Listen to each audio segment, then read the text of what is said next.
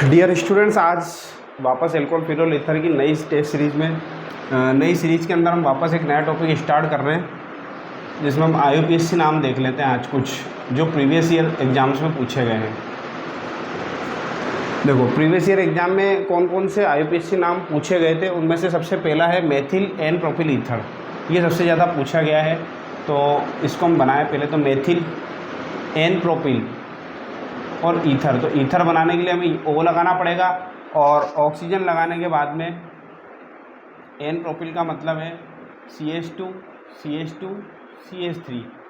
अभी जैसे यहाँ पर हम इसकी बात करें तो देखो, ये ईथर जो यहाँ पर एक एग्जांपल लिया है मेथिल, अब ये हो गया आइसोप्रोपिल और ये हो गया एन प्रोपिल। अगर सीधी श्रृंखला होती है 3 कार्बन की तो प्रोपिल तो है ही, लेकिन एन प्रोपिल कहलाएगा। और अगर 3 कार्बन में एक शाखा आ जाए तो 3 कार्बन को प्रोपिल तो कहेंगे, n propyl isopropyl, n propyl isopropyl. तो इसका नाम क्या हो जाएगा? Methyl n propyl ether. अब ये जब हमने बना लिया है तो इसको नंबर कैसे देंगे? यहाँ से ये समूह हम जानते हैं मेथोक्सी, एल्कोक्सी एल्केन होता है, तो 1 2 3, तो इसका नाम हो जाएगा मेथोक्सी प्रोपेन। IUPAC नाम क्या हो जाएगा? 1 मेथोक्सी पहले कार्बन पे है और प्रोपेन। ठीक है। इसी तरीके से एल्कोहल की बात करें तो 1 2 3। अब देखो 2 पे क्या है? डबल बॉन्ड है और पहले वाले पे क्या है? OH समूह है। तो IUPAC नाम देते वक्त हम क्या करते हैं कि जो मुख्य क्रियात्मक समूह होता है उसको नंबर 1 देते हैं और उसके बाद में जो श्रृंखला है उसको चयन करते हैं। तो नंबर 1 पे OH है, तो अब इसको हम कैसे देंगे? Prop 2 in 1 all, prop 2 in 1 all. इसके बाद में अगर हम बात करें, इसकी बात करें तो देखो ये वापस वही हो गया methyl n propyl, methyl isopropyl ether. ये तो इसका सामान्य नाम है। कभी परीक्षा में ऐसे आ जाए कि मेथिल आइसोप्रोपिल ईथर, वैसे हम ईथर के नामकरण में इसको पहले वाले वीडियो में कवर कर चुके हैं, लेकिन फिर भी हम यहाँ पे वापस प्रीवियस ईयर क्वेश्चंस को रिपीट करते हुए देख रहे हैं। मेथिल आइसोप्रोपिल ईथर, तो देखो नाम कैसे देंगे? 1 2 3। 2 पे क्या है? मेथोक्सी, तो 2 मेथोक्सी प्रोपेन। इसका नाम क्या हो जाएगा? 2 मेथोक्सी प्रोपेन। इसी तरीके से इसकी बात करें तो नंबर 1 इधर से देंगे, 1 2 3। 2 पे क्या है? मेथिल, तो 2 मेथिल प्रोपेन 1 ऑल, तो इसका नाम क्या हो जाएगा? 2 मेथिल प्रोपेन 1 ऑल। अच्छा, एक चीज़ और देखने वाली बात है कि जब भी हम नंबर और शब्द लिखते हैं उसके बीच में क्या लगाते हैं? डैश। नंबर और शब्द और फिर शब्द, तो इन दोनों के बीच में क्या लगा? डैश। फिर नंबर आया और शब्द आया तो बीच में क्या? डैश। नंबर आया शब्द आया तो इसके बीच में क्या लगेगा? डैश। इस तरीके से इसको ध्यान रखना है। डाईएथिल ईथर जो है इसका IUPAC नाम परीक्षा में पूछा गया है 2 बार। तो डाईएथिल ईथर सबसे पहले तो बनता कैसे है? देखो OO, डाईएथिल, डाईएथिल का मतलब क्या हो जाएगा? CH2 CH3, CH2 CH3। अब इसका नाम कैसे हो जाएगा? डाईएथिल और ईथर।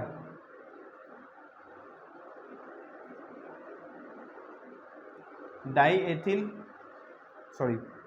डाईएथिल ईथर है, इसका IUPAC नाम हमको देना है। तो IUPAC नाम कैसे देंगे? देखो, इस पूरे समूह को हम क्या बोल सकते हैं? एथोक्सी। नंबर 1 नंबर 2, तो 1 एथोक्सी एथेन, 1 एथोक्सी एथेन। तो इम्पोर्टेंट नाम है, स्टार लगा लें। देखो आप ये जो प्रीवियस ईयर में पूछे गए हैं लगभग अपन ने उन नामों को इसमें कवर किया है, तो आप इनकी अच्छे से प्रैक्टिस कर लेना, तो आपके लगभग सब कवर हो जाएंगे ये। इसके बाद में नेक्स्ट फिनोल की 2 अभिक्रियाएं और हमारी बाकी रह गई थी, उनको भी अपन कवर कर लेते हैं इस वीडियो में। एक है कोल्बे अभिक्रिया।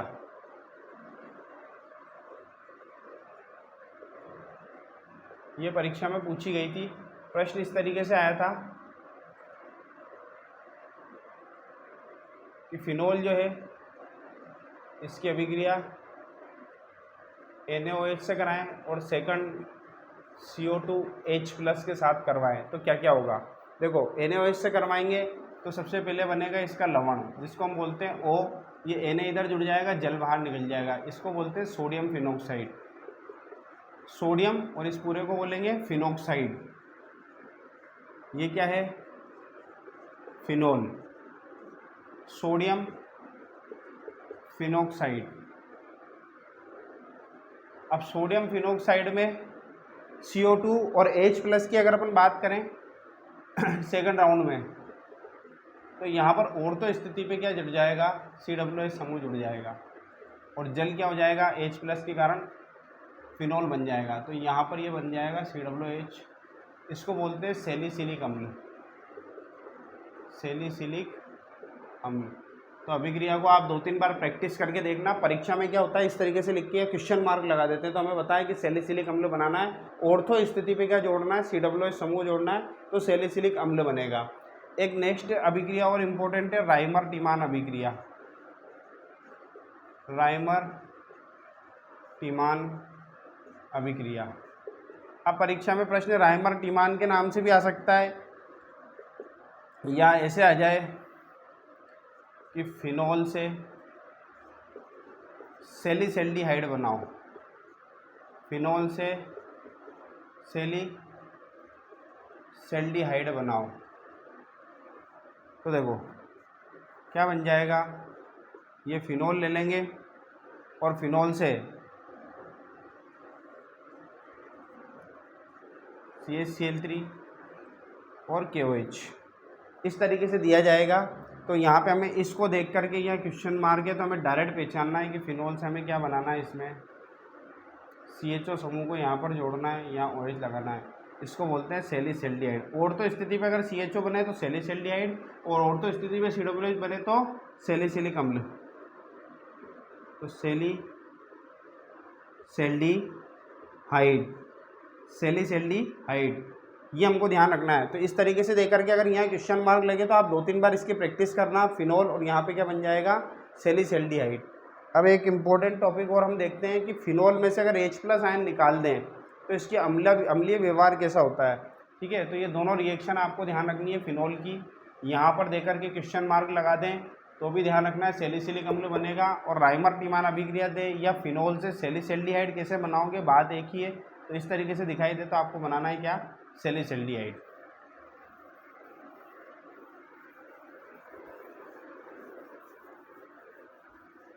नेक्स्ट अगर हम बात करें, देखो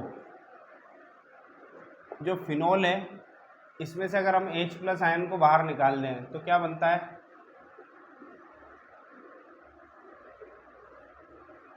फिनॉक्साइड आयन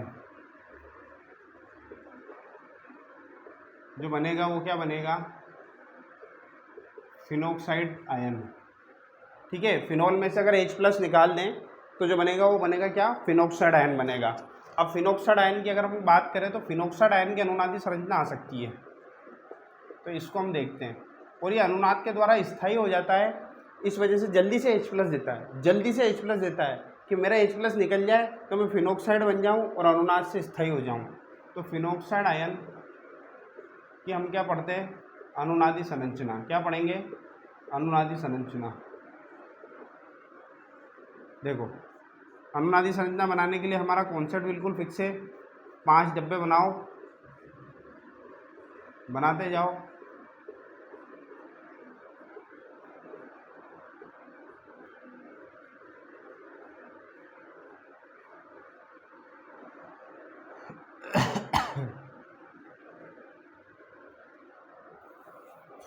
इसमें कुछ नहीं करना है, यहाँ पर ऑक्सीजन पे माइनस 1 2 3, बिल्कुल वापस उल्टा कर दो, ऑक्सीजन पे माइनस, चिन्ह बदल दो। हमारा पहला स्टेप यही रहता है, इसको इधर और इसको इधर, ये बंदों का क्रम चेंज कर दो, 5 स्ट्रक्चर बना लो। सेकंड स्टेप में क्या करना होता है? माइनस माइनस और माइनस। अब इधर से क्या हो जाएगा? Double bond O, double bond O, double bond O। ये फिक्स हो गया।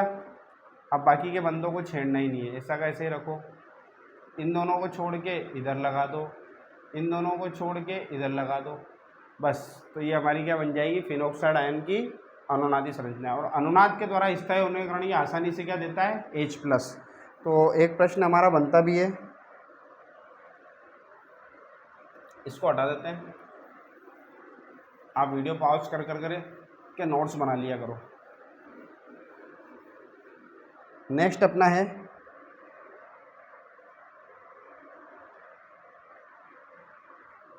प्रश्न पूछा गया था परीक्षा में, एरोमेटिक यौगिक से जुड़ा हाइड्रोक्सिल समूह, एरोमेटिक यौगिक से जुड़ा हाइड्रोक्सिल समूह एल्किल समूह से जुड़े, एल्किल समूह से जुड़े हाइड्रोक्सिल समूह से, हाइड्रोक्सिल समूह से ज़्यादा अम्लीय है क्यों, ज़्यादा अम्लीय है क्यों। ठीक है, एरोमेटिक यौगिक से जुड़ा हुआ जो हाइड्रोक्सिल समूह है वो एल्किल समूह से जुड़े हुए हाइड्रोक्सिल समूह से ज़्यादा अम्लीय होता है क्यों। देखो इसको समझते हैं पहले प्रश्न। एरोमेटिक यौगिक, एरोमेटिक यौगिक क्या होते हैं, ये वाले बेंजीन। हाइड्रोक्सिल समूह क्या होता है, ये, यानी ये बात कर रहा है फिनोल की। एल्किल समूह से जुड़ा हाइड्रोक्सिल समूह, एल्किल समूह क्या होता है, ये, और हाइड्रोक्सिल समूह क्या होता है, ये वाला, यानी ये बात कर रहा है एल्कोहल की, फिनोल एल्कोहल। अब ये H+ देगा तो क्या बनाएगा, फिनोक्साइड आयन बनाएगा, और ये H+ देगा तो क्या बनेगा, एल्कोक्साइड आयन बनेगा। अब एक चीज़ समझो, बात ये है, प्रश्न ये है कि ये H+ देने में थोड़ा कम इंटरेस्टेड है। ये H+ चाहता है कि मैं जल्दी से दे दूं। क्यों देना चाहता है, क्योंकि फिनोक्साइड आयन